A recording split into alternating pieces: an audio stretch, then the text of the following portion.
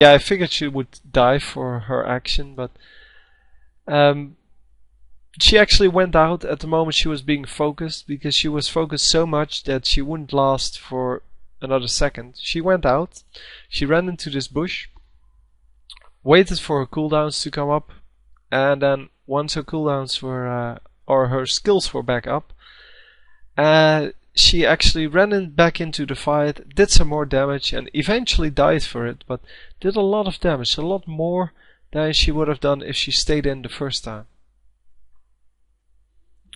And unfortunately for her, they weren't actually able to kill the last of the damage dealer. They basically focused the wrong person early on.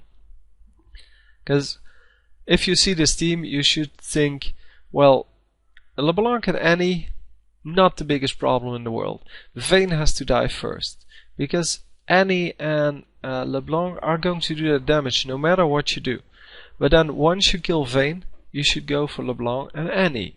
You shouldn't kill Shen and Irelia, because both of them have, well, a large amount of health and a large amount of magic resistance and armor.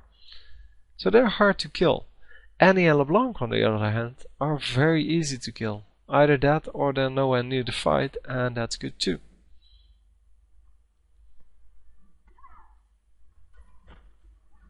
And the same goes, of course, for the enemy team. And they do it correctly. They first pick off Jax, and then they pick off Mordekaiser. Mordekaiser with no ability to recharge his shield, because he's just being focused way too hard, and that's what spike damage is for. You really need to kill them, kill Mordekaiser as quickly as you can, because otherwise he's going to recharge his shield. Oh, sorry about that.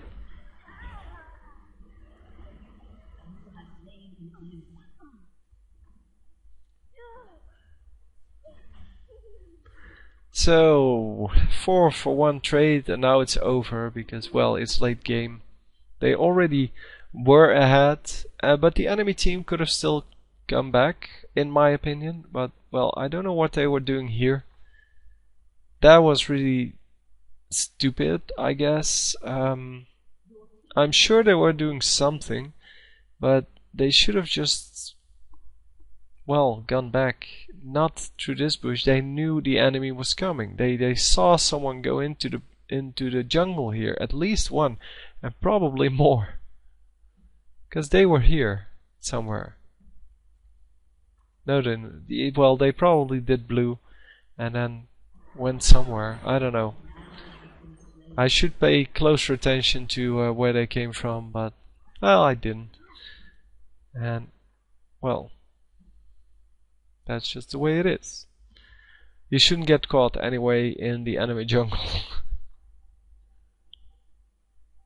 And especially if you don't have the flash up. I don't even know if... yeah, they both had flash. I think it was Vayne and Mordekaiser. Oh no, Jax and Mordekaiser. So Jax doesn't actually have flash, but Mordekaiser should have lived there. He should have flashed over this wall just to escape.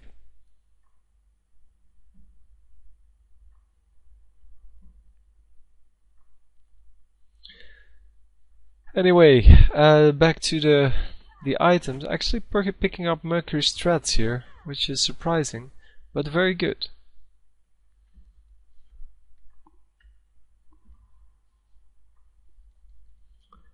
I mean, normally we see the Sorcerer's Shoes, of course, on LeBlanc, because it deals extra damage, but, well, the enemy team has so much magic damage that a little bit of magic resist really doesn't hurt, and it makes your life go, well, a little bit longer, and you can actually survive a burst in a team fight, so that you can actually destroy someone instead of destroying them and then dying. Or dying before you can actually destroy them.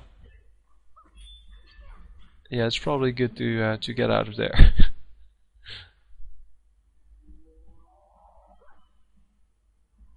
So I'm not sure where... oh, he's here. Vayne being targeted by Mordekaiser, and the rest of the team picking off this guy. And she doesn't have an ultimate anymore. So she's going to die. Yeah, and then Vayne dies, and Mordekaiser should die here as well. If they have enough spells still available. LeBlanc's ultimate was back up, but still couldn't do enough damage. And eventually they do get the last one. Vayne surviving at very low health.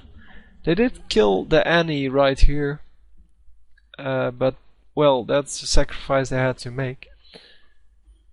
And yeah, as I said in the last team fight, when they lost 4v1, so no, they got aced last time for just 1 kill, and now they got aced. Well, actually they lost 6 and only got 1, and that's when you know it's over.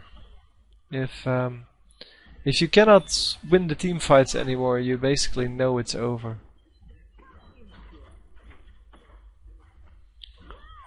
And we see some nice action going on here. They are actually focusing the right champions this time. And LeBlanc getting out of there. And you can see Mordekaiser. Yeah, he's there, but he cannot really help his teammates. I don't know what Mordekaiser is actually building. Yeah, he's building just health and armor. Now he has Sorcerer's Juice, which I guess help, but not my favorite of offensive items on Mordekaiser. Best one would of course be the Hextech Revolver or something. Because the Hextech Revolver actually gives you back some life, and then if you use that, you don't actually need the Warmock's armor. Because that's just a waste of money here. Sure, he can benefit from having more life, but he's not the one dying in the team fights. He's dying last because, well, by then it's 4v1 or 5v1, and he's going to die anyway, whether he has more life or not. But they're not focusing him, and they're not focusing him because he does no damage. So with the Hextech Revolver you get a lot of life, you get your shield up with every skill you have. You deal more damage because it has AP, and it actually upgrades to some very nice items, which I cannot actually remember, but it actually upgrades to Hextech Gunblade, which is excellent, or Will of the Ancient, which is excellent, and you have your choice of awesome items. So all in all, I think that's a better choice, and I think that's the reason why they can actually just ignore him in team fights. And if you're a tank, that's really not what you want. You don't want the enemy team to be able to just ignore you and just kill your teammates while you deal like 10% damage to them. Because it's like this tower, yeah. Sure, they all take a few tower shots, but it doesn't do anything.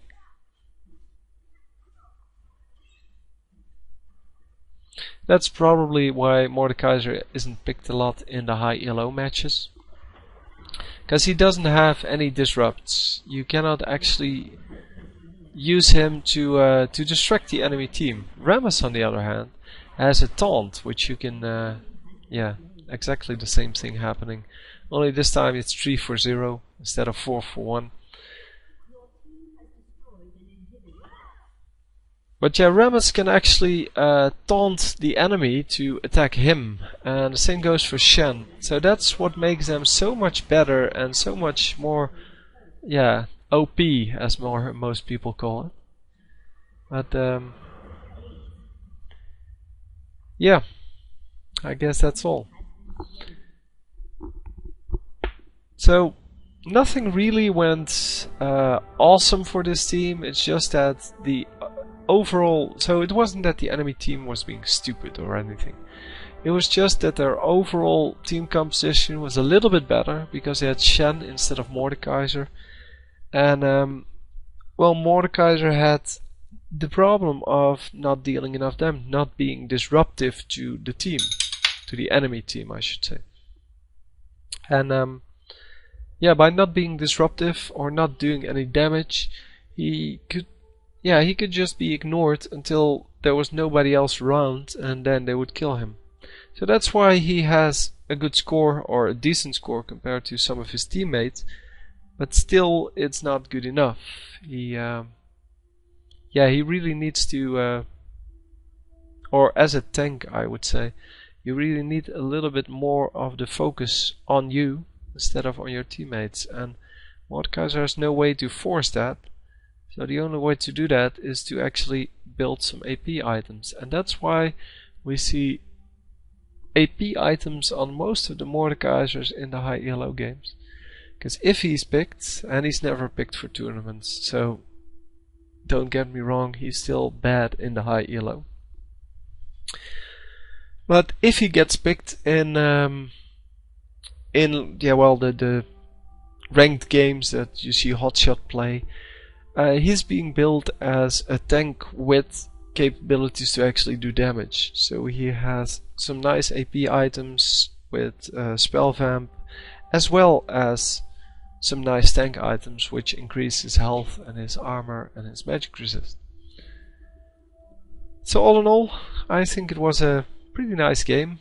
It was a little bit one-sided because we looked at one of the carries, and well, the enemy team could have done a lot to still come back, so to me it's not that one-sided that I didn't want to post it. So I hope you enjoyed this one. I'll see you next time. GG.